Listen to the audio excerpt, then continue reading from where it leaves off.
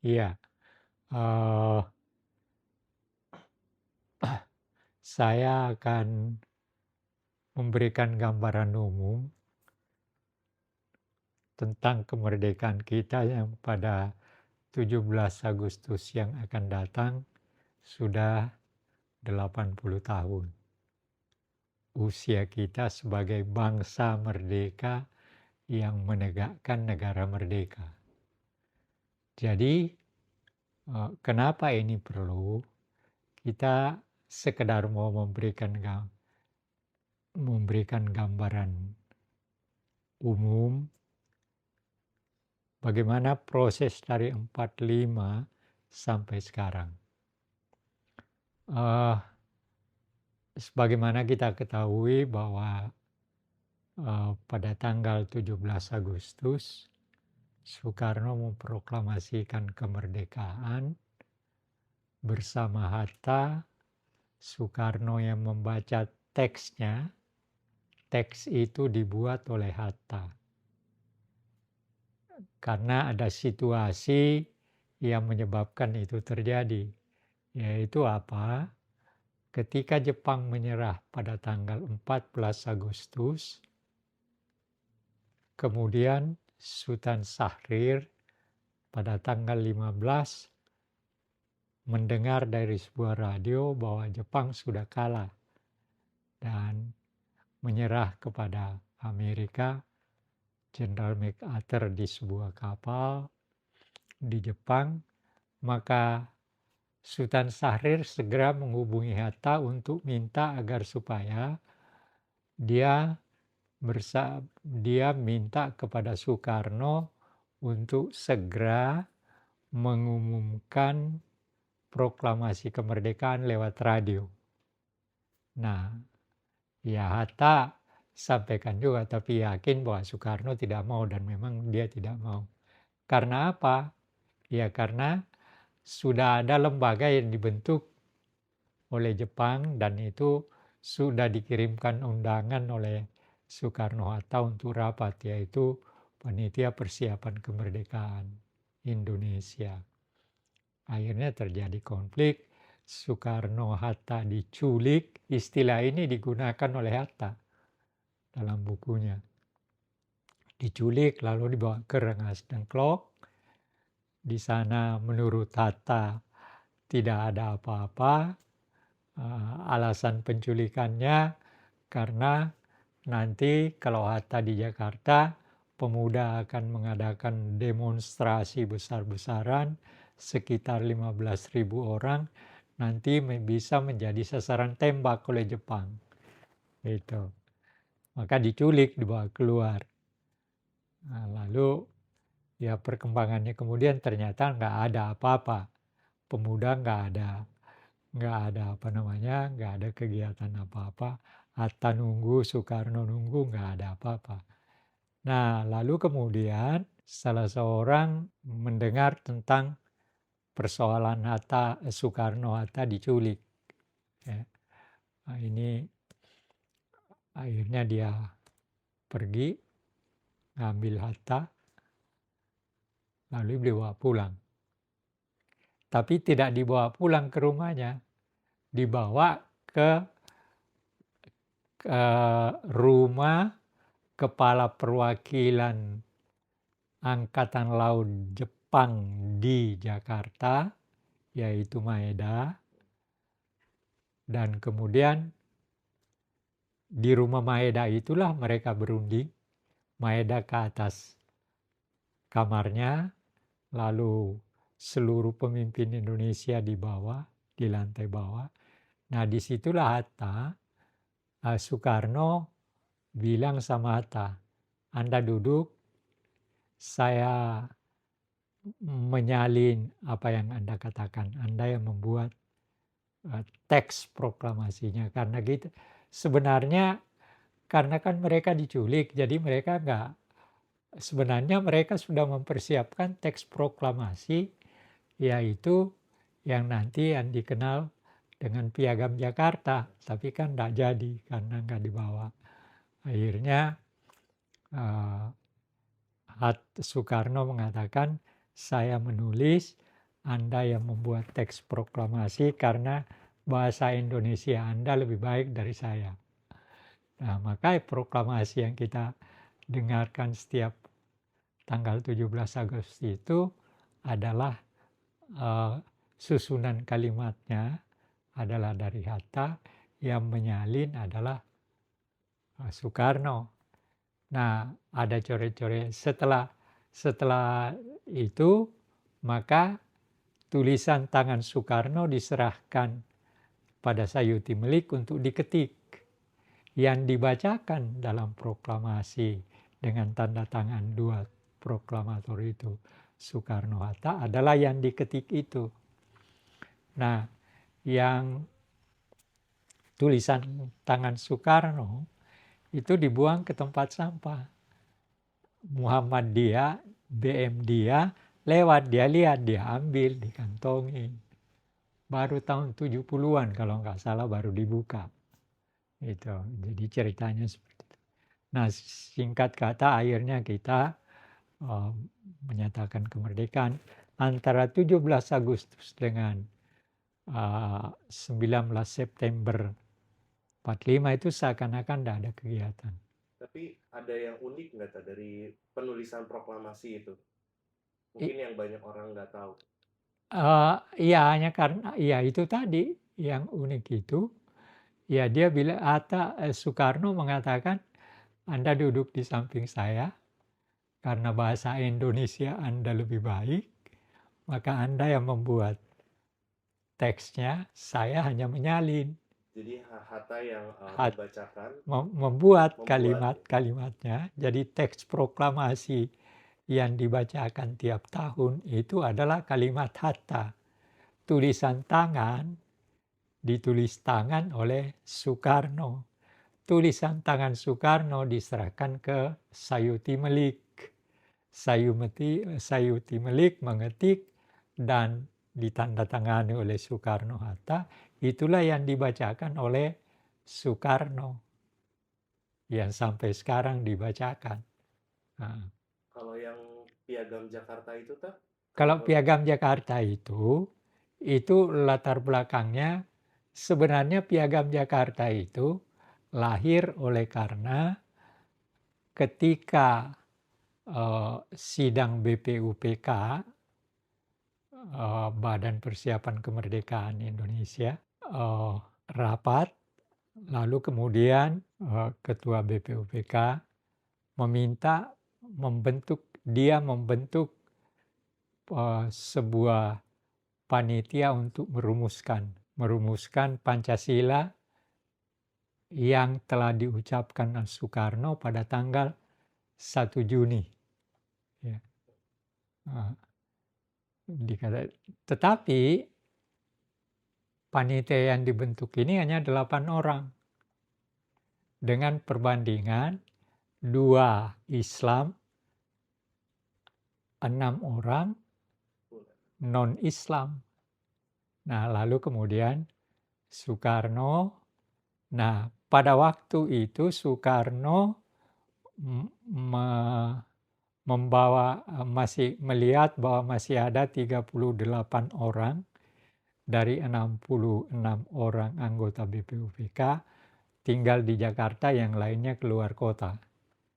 Maka Soekarno mengambil inisiatif mengundang 38 orang ini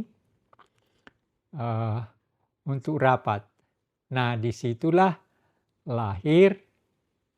dilahirkan sebuah rumusan baru selain yang diucapkan Soekarno tadi tanggal 17, maka pada tanggal 22 Juni lahirlah Piagam Jakarta. Istilah Piagam Jakarta itu diberikan oleh Yamin sebagai salah seorang perumus. Ya kan? Karena panitia yang dibentuk oleh Soekarno itu 9 orang. Perbandingannya 4 Islam, 5 non-Islam. Jadi ada lebih adil. Ya. Nah, lalu kemudian itu diterima akan dijadikan sebagai teks proklamasi nanti kalau mereka memproklamasikan kemerdekaan. Tapi kan karena dipotong oleh menyerahnya Jepang, mereka nggak bawa itu, akhirnya Piagam Jakarta tidak digantikan oleh teks yang dibuat Hatta yang ditulis oleh Soekarno, yang kemudian sampai sekarang dibacakan setelah diketik oleh Sayuti Melik. Jadi ceritanya seperti itu. Nah, kalau yang pagi sebelum proklamasi itu yang ada dari Indonesia Timur yang menolak sila Ya pertama. itu setelah proklamasi kan akan ada rapat panitia persiapan kemerdekaan yang tidak jadi rapat itu karena gara-gara diculik. Nah, tapi akhirnya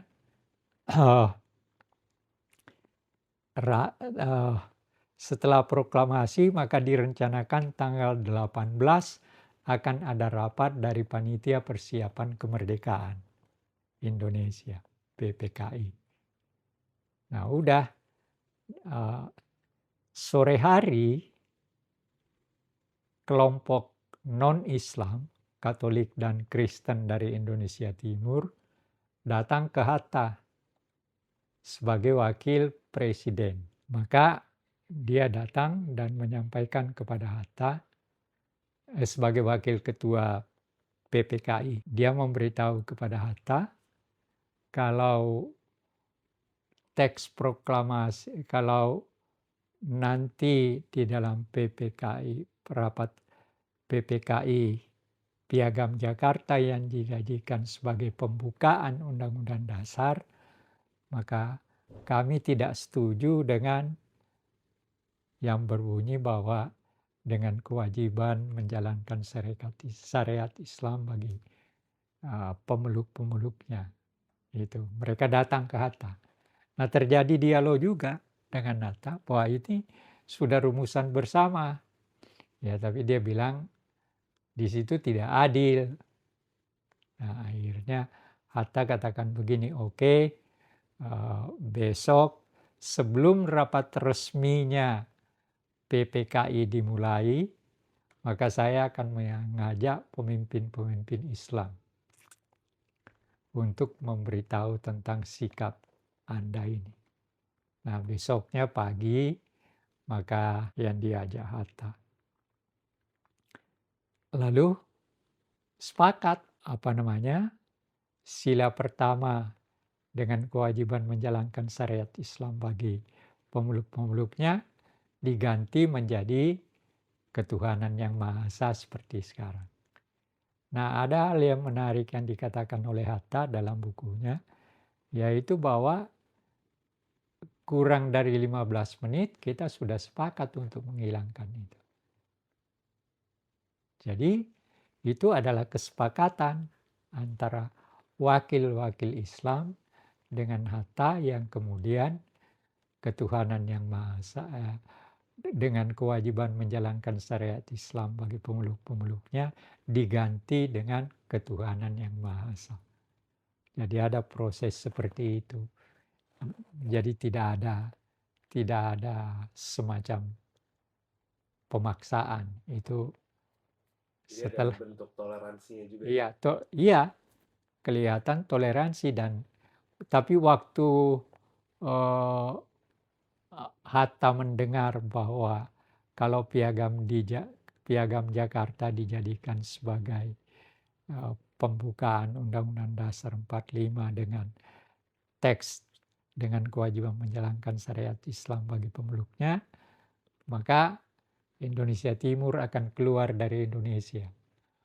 Hatta kaget, masa belum ada sehari kita merdeka, kita sudah pecah. Bagaimana saya sudah berjuang 25 tahun untuk kemerdekaan kok bisa. Makanya Hatta mengambil jalan seperti itu. Dan hasilnya ya seperti yang kita lihat sekarang, bahwa susunan Pancasila ketuhanan yang Maha Esa, bukan dengan kewajiban menjalankan syariat Islam. 17 Agustus sampai dengan 19 September itu boleh dikatakan tanda kutip tidak ada kegiatan apa-apa. Karena apa?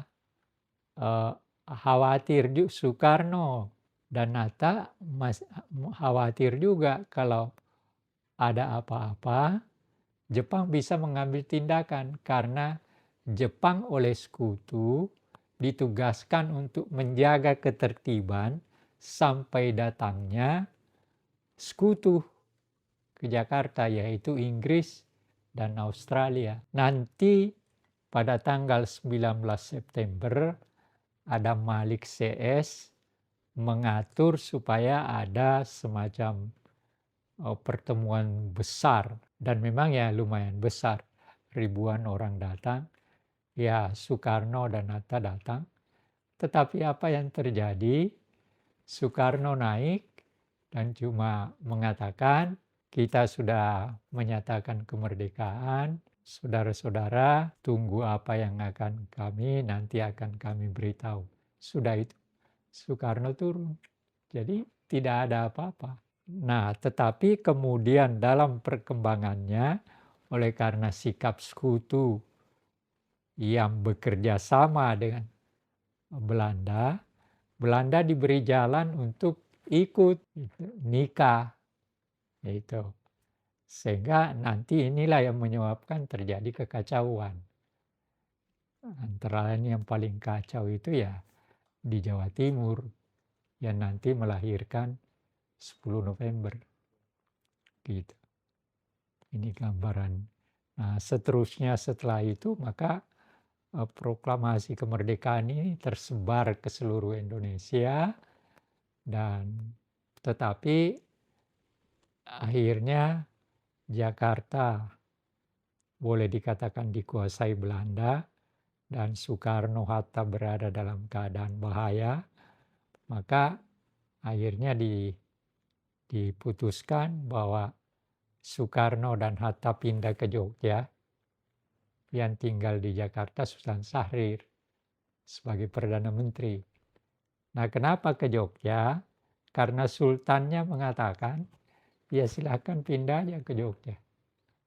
Jadi kehebatan Sultan Hamengkubuwono itu adalah dia memberikan kerajaannya untuk menjadi ibu kota Republik dalam periode mempertahankan kemerdekaan, dan beliau sendiri memang menjadi salah seorang pejuang. Ya Sultan bilang, ya silakan pindah aja ke.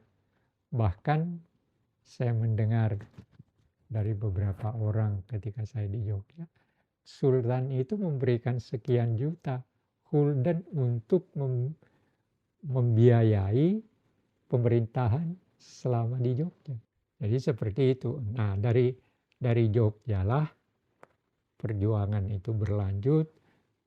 Para pejuang dari seluruh daerah datang, dan dari Sulawesi Selatan ada Andi Matalata, ada Andi Sele, ada Kahar Musakar sudah di Jawa memang karena istrinya kan.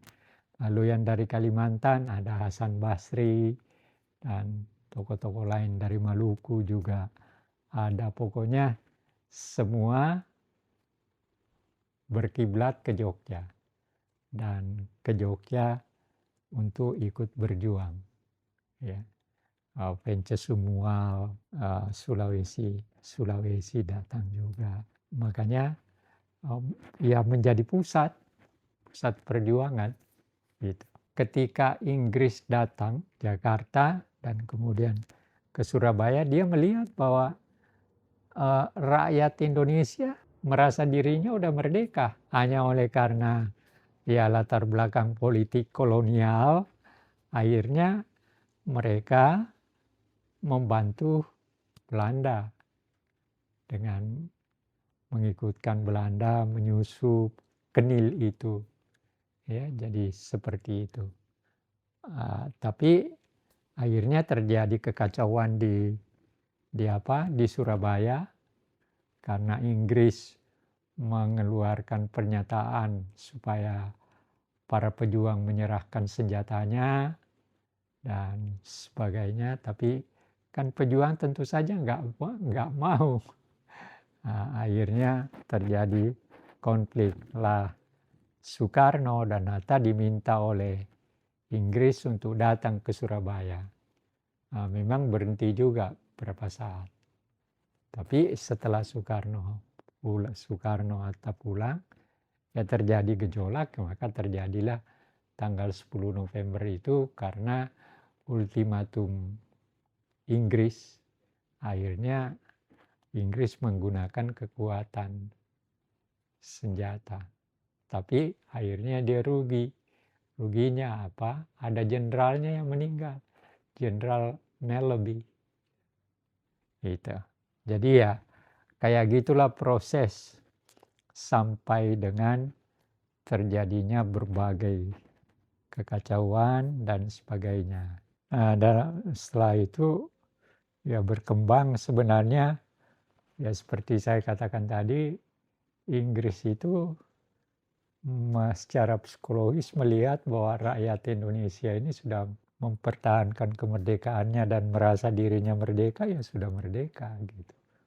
Tapi ya karena politik kolonial ya terpaksa dia seperti itu dan akhirnya terjadi kericuhan 10 November. Nah, di tengah-tengah situasi itu maka singkat kata akhirnya di kalangan kita terjadi perbedaan pendapat, yaitu berkaitan dengan apakah kita mengambil kemerdekaan kita dengan jalan berunding atau dengan jalan perang.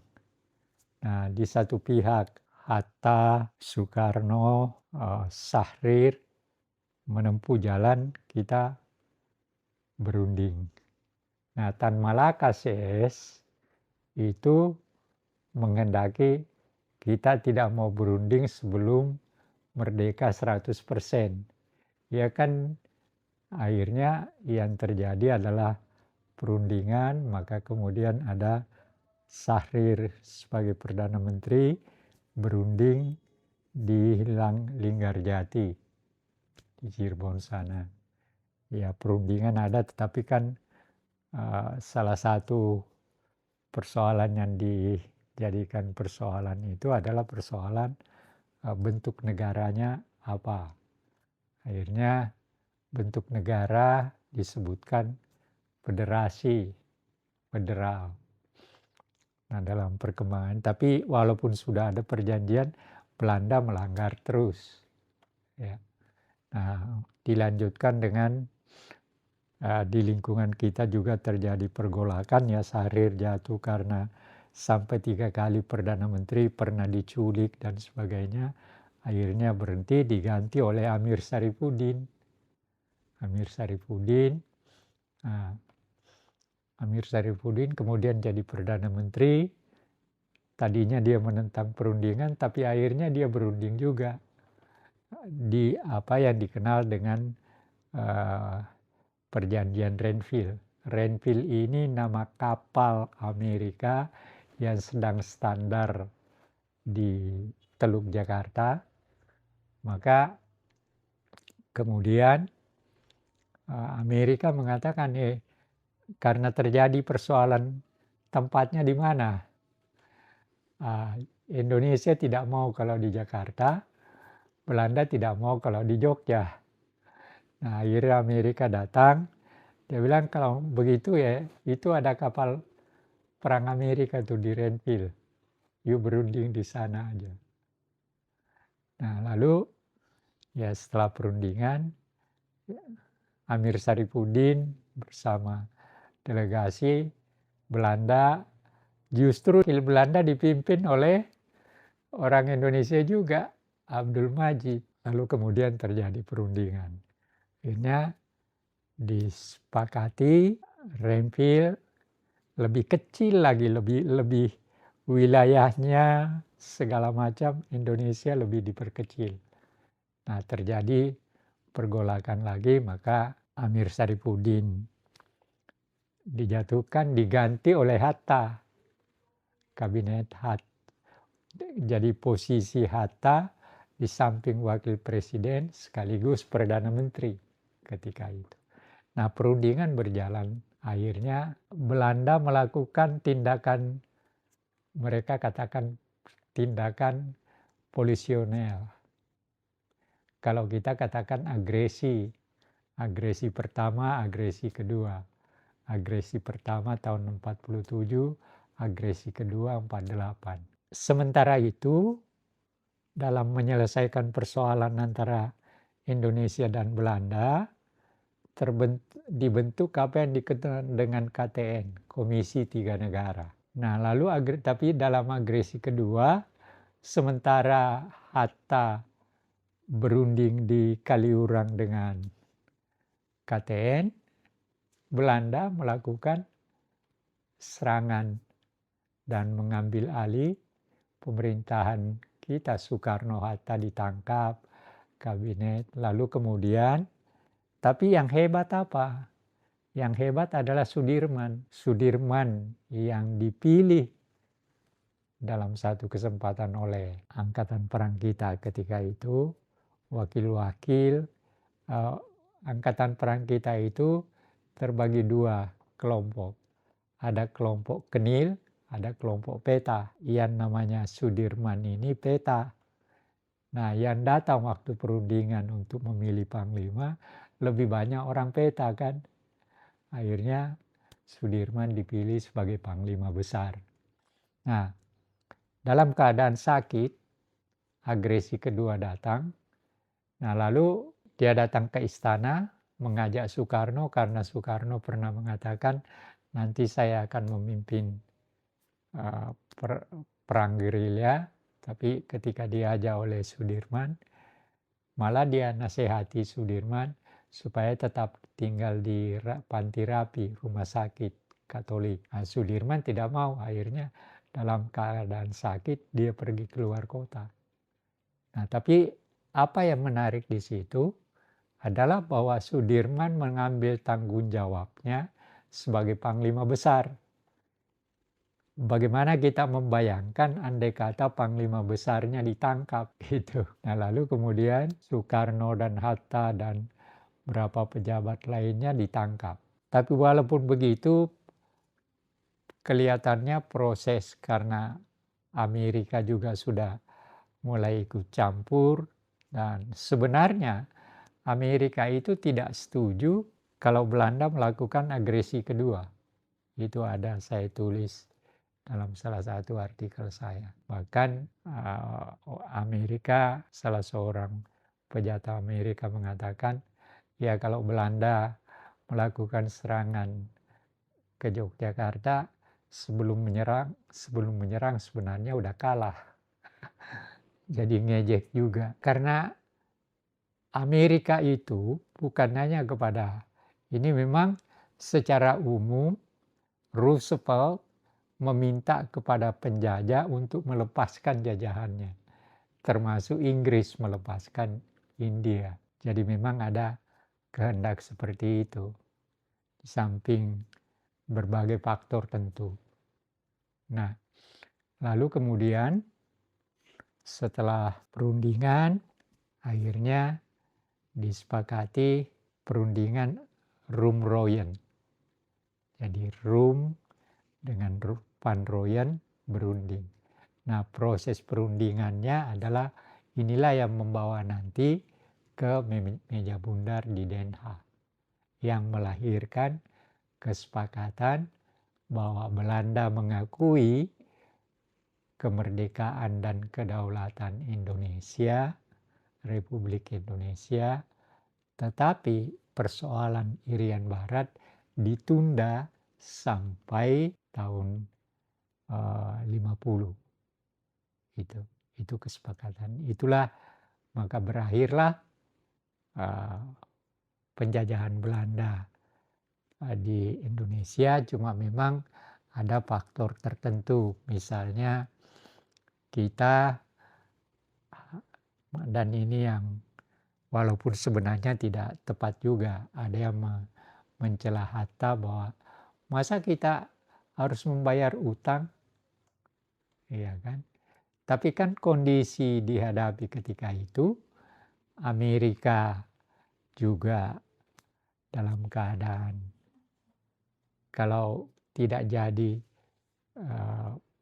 perundingan itu menghasilkan sesuatu, ya akan terjadi hal yang berbeda lagi. Akhirnya disepakati.